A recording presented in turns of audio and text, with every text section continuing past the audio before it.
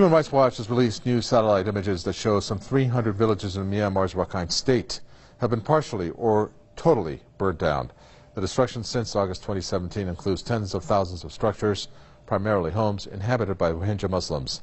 HRW says images reveal that Myanmar's army intensified efforts to destroy the villages after officials claimed clearance operations had ceased.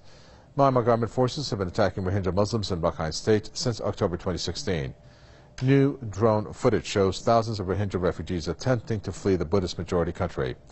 The UN has condemned Myanmar's crackdown as ethnic cleansing, putting the latest number of the refugees who have fled to Bangladesh at 582,000. Mangzarni is an activist and scholar who joins us to share with us his thoughts on this. We're looking at a situation that has evolved over time. It's nothing new, but it has increased in momentum in terms of the world attention, all the way to the UN coming out on many occasions now. But yet, on the ground, facts are still pointing to the Rohingya Muslims fleeing Myanmar because of the government forces. Why isn't that being addressed, do you think?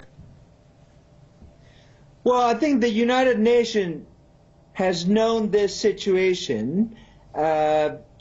Fundamentally, the state-directed persecution of the Rohingyas over the last almost 40 years since the UN High Commissioner for Refugees first got involved in the first exodus of Rohingyas back in 1978. I mean, 1978, that's almost 40 years.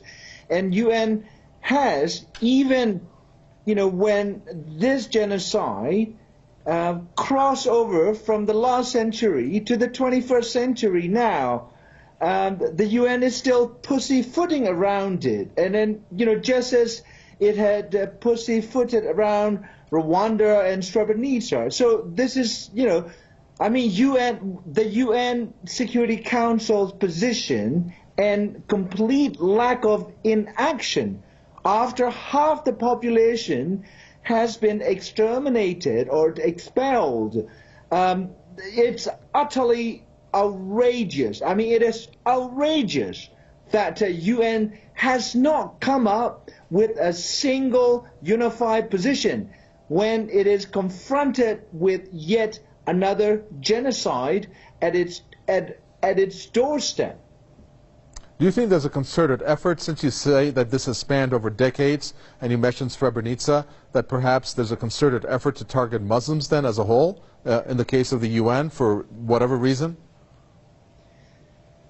Well, I mean, I don't know. I would not go so far as to say that United Nations is, anti-Muslim or is involved directly in the genocidal killings of the Burmese or Muslims in other places. But I would say this. I mean, the United Nations or definitely the Security Council is not driven by any humanistic vision or value or concern for human well-being, whether they're the Christians or Muslims or Buddhists are the victims.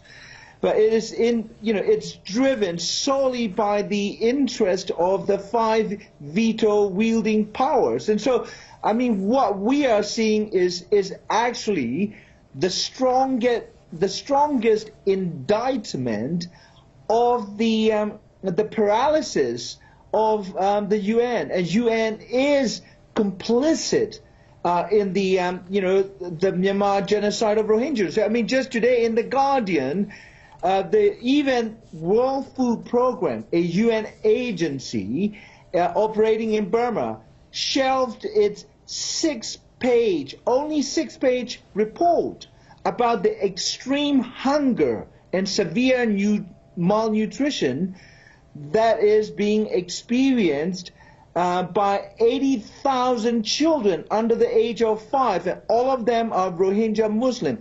The World Food Program shelved this 6-page report, at the request of Myanmar government that is, conducting these, genocidal operations against the Rohingya. So UN is complicit in what is happening there. So I don't really see how the United Nations is going to get its act together after almost 600,000 Rohingya fled, almost like 100,000 a week over the last 7 weeks. It is outrageous.